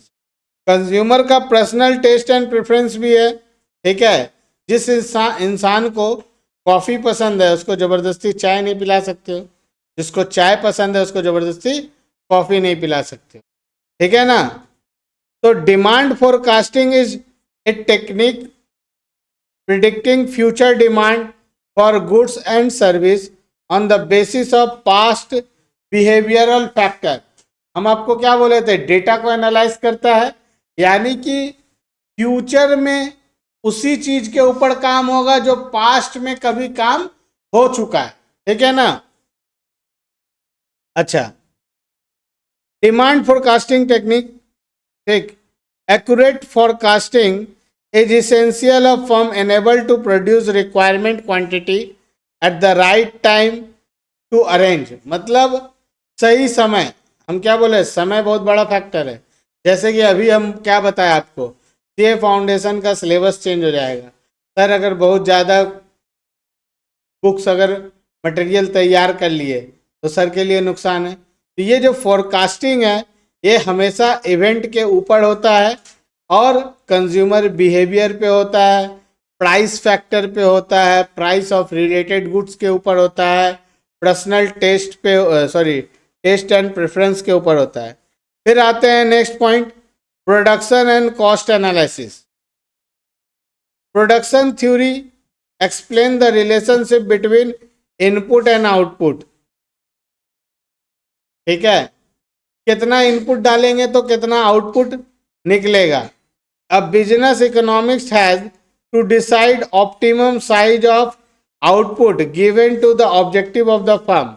He has also ensure not incurring undue cost. ठीक है, इसको कॉस्ट मिक्स टेक्निक भी बोला जाता है। हम लोग इसको कॉस्ट एनालिसिस में पढ़ते हैं। जैसे आप लोग में से कोई कोई तो कॉस्ट और टैक्स पढ़े होंगे ना 11-12 में, तो उसमें आप लोगों ने मटेरियल कॉस्टिंग पढ़ा था, लेबर कॉस्टिंग पढ़ा था, ओवरहेड कॉस्टिंग पढ़ा था। ये तीनों का जब जोड़ देते हैं तो किसी भी प्रोडक्ट का फिनिश गुड्स का प्राइस पता होता है। कॉस्ट शीट पढ़ा है तो यहाँ पे जो कॉस्ट शीट के अंदर जो कॉस्ट का वैल्यूएशन होता है वो दो तरह का होता है। एक होता है एस्टिमेटेड कॉस्ट शीट, यानी हम पहले से अनुमान लगाते हैं कि इतना इतना प्राइसिंग करेंगे तो हमारा ये वैल्यू निकलेगा। अगर मार्केट में हमको इतना रुपया प्रॉफिट करना है तो इस प्रोडक्ट का कॉस्टिंग मेरे को इतना के अंदर रखना पड़ेगा, है ना। तो ये हो गया सेकंड पार्ट, यानी प्रोडक्शन किस लेवल में करें। जस्ट एन एग्जांपल, अगर उसमें ईओक्यू निकालने का कॉन्सेप्ट सिखाया था ना, टोटल कॉस्ट। देखो जो डब्ल्यूबी का होगा या जो कॉस्ट पढ़ा होगा उसको ये चीज़ पता होगा। मतलब एक ईओक्यू बोल के चीज़ होता है। ईओक्यू क्या होता है कि बेसिकली मान लो हम लोग, जस्ट एन एग्जांपल मान लो, हमारे कोचिंग सेंटर के लिए हम प्रत्येक साल स्टडी मटेरियल के साथ मान लो कॉपी भी बनाते हैं, सपोज दैट। ठीक है, तो हम अनुमान मेरे पास कम से कम प्रत्येक साल मान लो 200 स्टूडेंट पढ़ते हैं और एक स्टूडेंट को कम से कम 10 कॉपी हम बेचते हैं सपोज। तो 10 इंटू 200, ठीक है, यानी 2000 कॉपी हमको बनवाना पड़ता है प्रत्येक साल।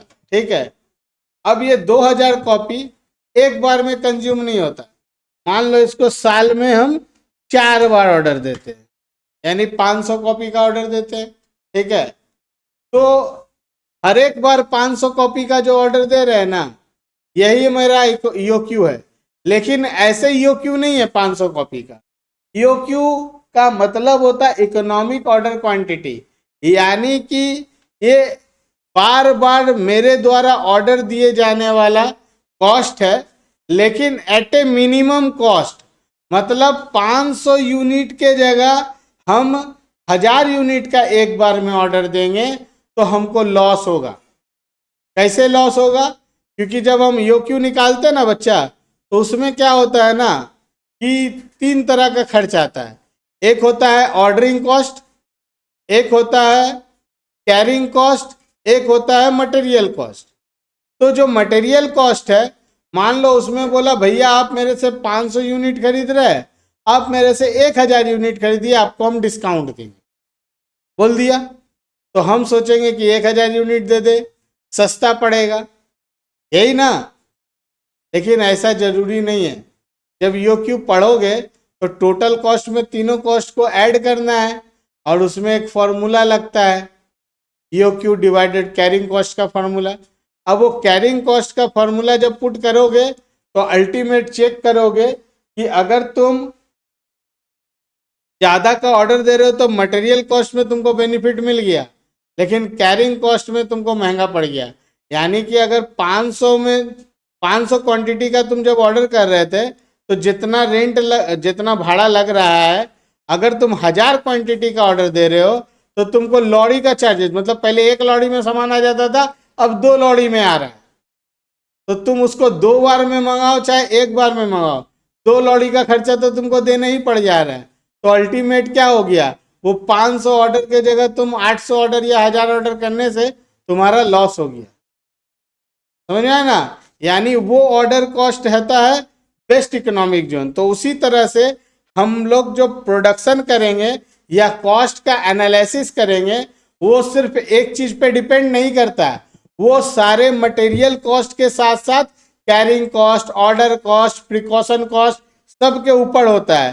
तो इसीलिए यहाँ पे देखो ये वर्ड का इस्तेमाल किया है, इनपुट कॉस्ट और आउटपुट कॉस्ट। ठीक है, दोनों में जो सुविधाजनक होगा इकोनॉमिकली हम उसी को ऑर्डर देंगे। ठीक है ना, तो ये जो पार्ट है ये भी इंटरनल मैटर में आएगा। ठीक है, उसके बाद आता है इन्वेंट्री मैनेजमेंट।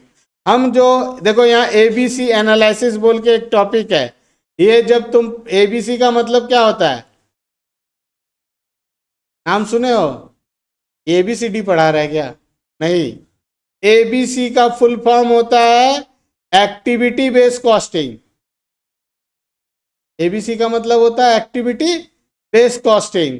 ये एक्टिविटी बेस्ड कॉस्टिंग जो है वो आगे चल के आप लोग कॉस्ट में पढ़ोगे, ये इंटर में कॉस्ट है, और एक्टिविटी कॉस्टिंग बीकॉम में भी है आपका सेमेस्टर 3 में। ठीक है, यहाँ हो गया, यहाँ कोई डाउट, आगे बढ़े। फिर बोला है market structure and pricing policies.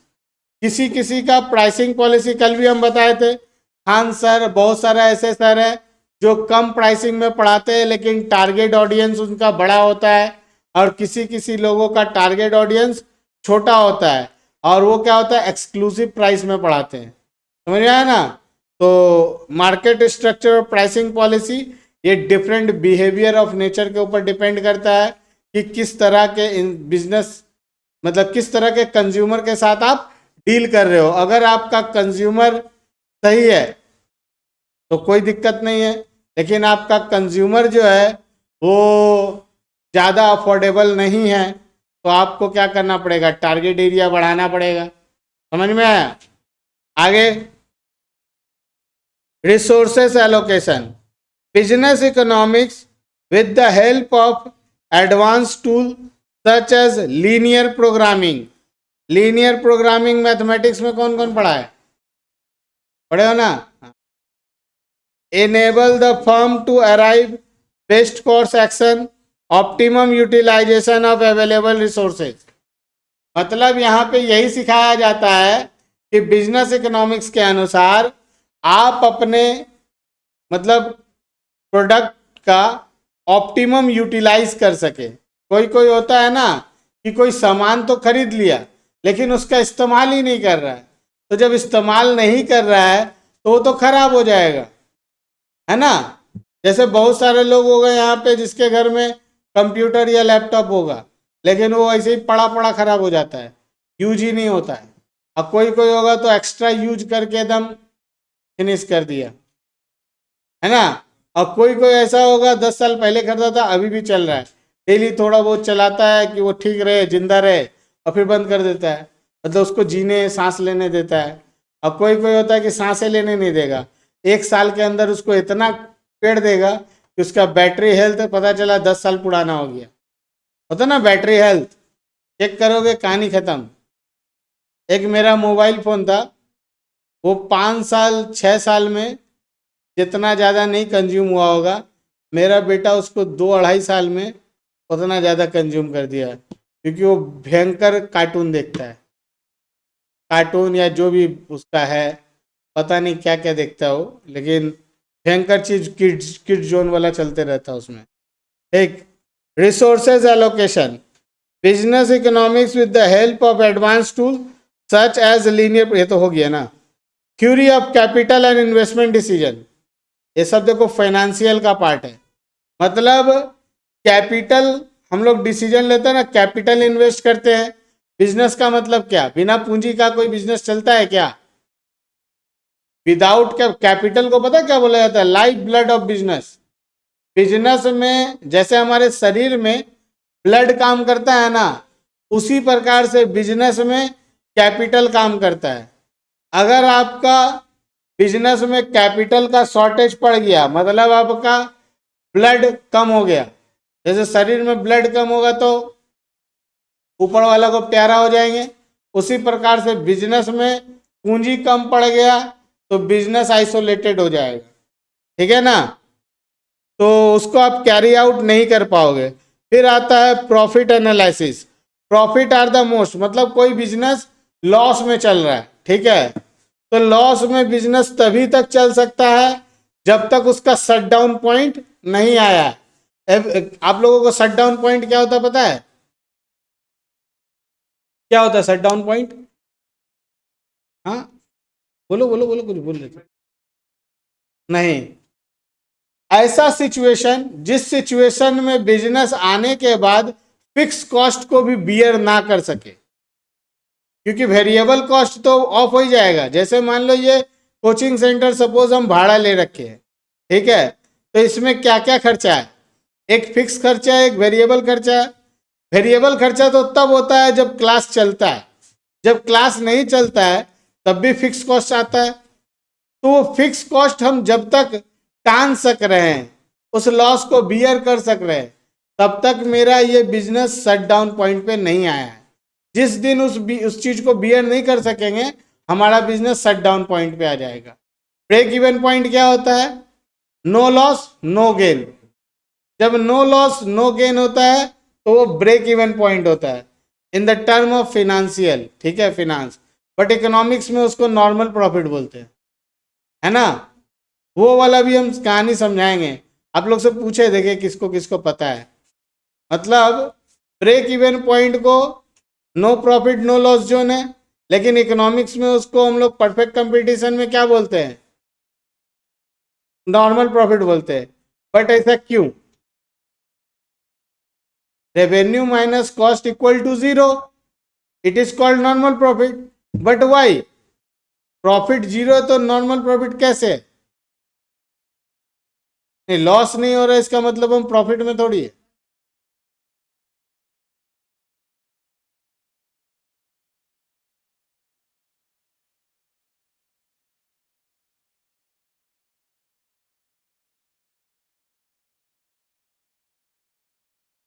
नहीं, तुम्हारा आंसर मतलब मैनेज्ड आंसर है, एग्जैक्ट नहीं है। हम उसका एग्जैक्ट आंसर बता रहे हैं। रेवेन्यू का मतलब क्या होता है? Cost plus profit. रेवेन्यू का मतलब cost plus profit. But cost equal to revenue, cost equal to revenue, इसका मतलब मेरा प्रॉफिट गायब है। कॉस्ट का फॉर्मूला क्या है? थ्योरी ऑफ प्रोडक्शन पढ़े हो ना? क्या है? 4 फैक्टर ऑफ प्रोडक्शन है। Land labour, land labour capital organisation. जमीन जिससे लिए यानी प्लेस, उसको रेंट दे दिए, कहानी खत्म। दूसरा, लेबर जिसने लगाया उसको वेजेस मिल गया। जिसने कैपिटल लगाया, फिनांस किया, उसको इंटरेस्ट मिल गया। और जो बंदा रिस्क लिया उसको प्रॉफिट मिला। उसका प्रॉफिट को जब ऐड करते हैं तो वो कॉस्ट बनता है, और वही वहां पे रेवेन्यू है। तो एक सिंगल प्रॉफिट तो वहां आ गया, लेकिन जब ऑर्गेनाइजेशन एक्स्ट्रा प्रॉफिट करता है तो वो cost plus profit equal to revenue होता है। तो इसीलिए 2 प्रॉफिट इंक्लूड होता है रेवेन्यू में, जिसके वजह से वो सुपर प्रॉफिट कहलाता है। और जब रेवेन्यू और कॉस्ट बराबर हो जाता है तो सिंगल प्रॉफिट आता है, इसीलिए वो नॉर्मल प्रॉफिट हो। क्लियर? ये एग्जैक्ट आंसर। तुम्हारा आंसर मैनेज्ड आंसर था, तुमने सही कोशिश किया, लेकिन एग्जैक्ट इसका रीजन ये होता है। समझ में आया? आगे बढ़े। तो बिजनेस कर रहे तो रिस्क कंसंट्रेटेड तो होगा ही। जरूरी नहीं है कि बिजनेस में हमेशा प्रॉफिट ही हो, और जरूरी नहीं कि हमेशा लॉस हो, ठीक है। Business firm generally operate under condition of risk uncertainty, analysis of risk and uncertain help the business firm arriving the efficient decision. उसके बाद आ गया सेकंड पार्ट जो हम लोग का बचा था, मैक्रो इकोनॉमिक्स यानी एक्सटर्नल पार्ट। तो एक्सटर्नल फैक्टर क्या है? The major macro economics factor are related for that type of economic system. देखो इकोनॉमिक सिस्टम जो होता है वो तीन प्रकार का होता है। इकोनॉमिक सिस्टम जो होता है वो तीन प्रकार का होता है। एक को बोलते हैं कैपिटलिज्म, एक को बोलते हैं सोशलिज्म, एक को बोलते हैं mixed. India is mixed economy, ना यहाँ पे प्योर कैपिटल है ना प्योर सोशलिज्म। सोशलिज्म का कंट्री का नाम बता सकते हो? सब चाइना ही पहले बताता है, नॉर्थ कोरिया जापान भी है। और कैपिटल कैपिटलिज्म में अमेरिका, ठीक है। ओके, अब stage of business cycle. Stage of business cycle, business cycle का 4 स्टेज होता है। ये है बिजनेस साइकिल। रिसेशन, सूझ जाएगा, स्टैग्नेंट, फिर रिकवरी, फिर बूम, ठीक है। इसी तरह से बिजनेस साइकिल चलते रहता है, ठीक है। आ गया फिर general trend in the national income, employment, price, saving, investment, ये सब हम पहले ही आपको बता चुके थे, ठीक है ना। Consumer union, political environment also.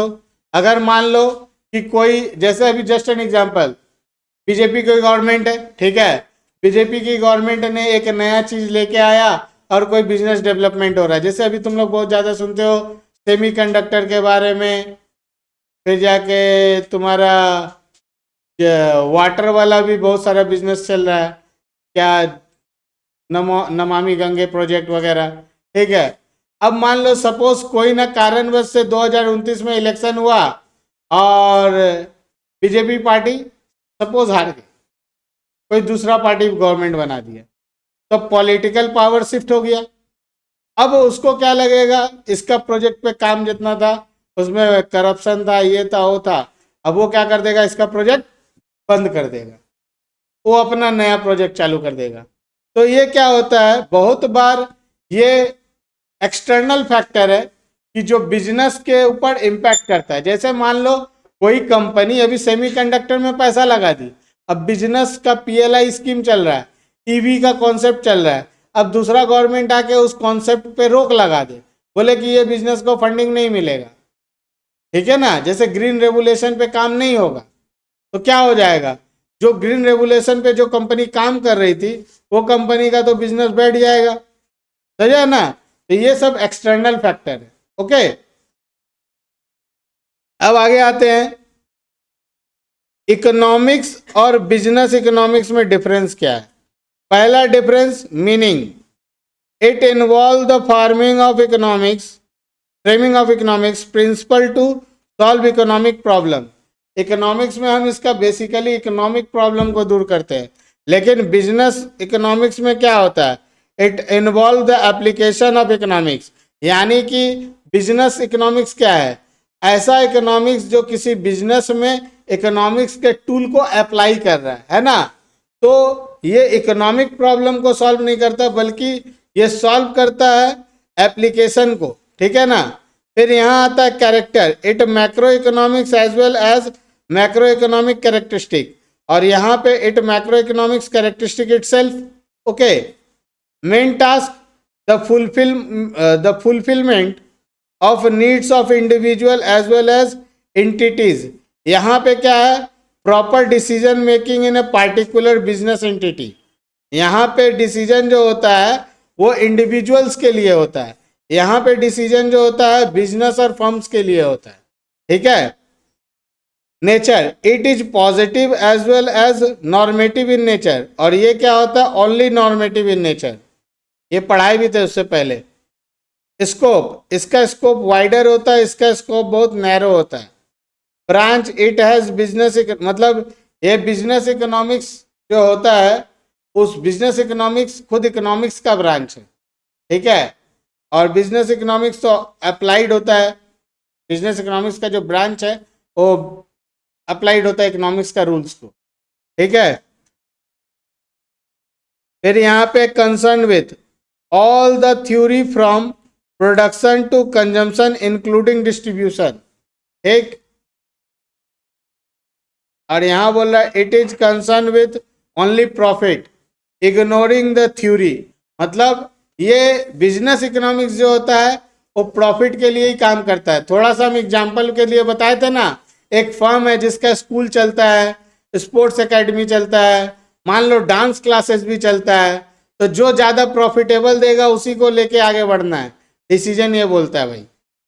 Analysis involvement वही है, तुमको बताया ना, इन्फ्लेशन का, एम्प्लॉयमेंट का, ये सब मैक्रो इकोनॉमिक्स का कॉन्सेप्ट है। बट बिजनेस इकोनॉमिक्स क्या होता है, वो सिंपल डिमांड एंड सप्लाई का कॉन्सेप्ट को मानता है। ओके, मतलब कंज्यूमर के बिहेवियर को और प्रोड्यूसर के बिहेवियर को, इससे ज्यादा उसको कोई लेना देना नहीं है। फिर it concern only on the economic aspect of any business problem, it concern on the both economic as well as non economic aspect. इसका validity, it is based on certain assumption, some assumption become invalid when applied. तो बताए बहुत सारा realistic नहीं होता है, इसीलिए apply नहीं हो पाता है। ओके, अब देखिए इसके बाद ना आप लोगों को, मतलब ये यूनिट 1 पूरा खत्म हो गया। हाँ, यूनिट 2 जो है, जब यूनिट 1 यूनिट 2 दोनों चैप्टर खत्म हो जाएगा तब जाके आपका एमसीक्यू दिया है। मतलब चैप्टर 1 के अंदर 2 यूनिट दिया है, एक यूनिट हम लोग पूरा खत्म कर लिए और दूसरा यूनिट हम लोग जब पढ़ लेंगे, यानी प्रॉब्लम ऑफ इकोनॉमिक्स, वही जिसके अंदर सोशलिज्म, मिक्स्ड इकोनॉमी, वो सब सारा पढ़ेंगे। तो उसके बाद ये दोनों यूनिट खत्म होने के बाद इसका एमसीक्यू होगा। ओके, आज के लिए क्लास यहीं तक।